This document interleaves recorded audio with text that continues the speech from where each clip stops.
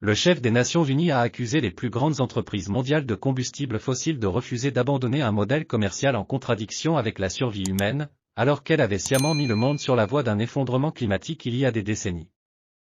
S'exprimant lors du sommet de Davos des chefs d'entreprise et politiques, le secrétaire général de l'ONU, Antonio Guterres, a lancé une forte attaque contre les principales compagnies pétrolières mondiales, dont beaucoup sont représentées à la réunion annuelle du Forum économique mondial dans la station balnéaire suisse.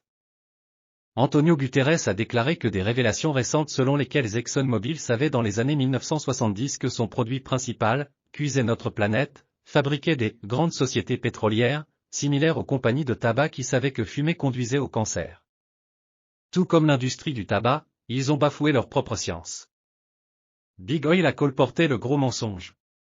Et comme l'industrie du tabac, les responsables doivent être tenus responsables, a-t-il déclaré.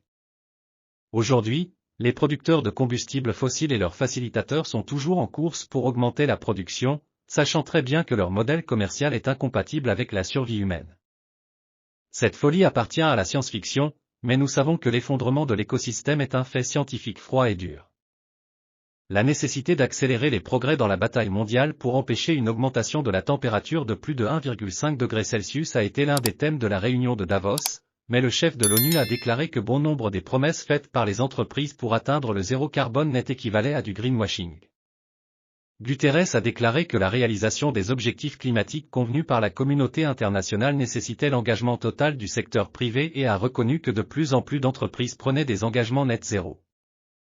Mais les repères et les critères sont souvent douteux ou obscurs. Cela trompe les consommateurs, les investisseurs et les régulateurs avec de faux récits.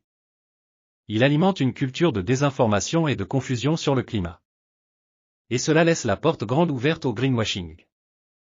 Les chefs d'entreprise devraient présenter des plans crédibles et transparents pour atteindre le zéro net d'ici la fin de l'année, a déclaré le chef de l'ONU, ajoutant que le recours au crédit carbone ne constituait pas de vraie réduction d'émissions.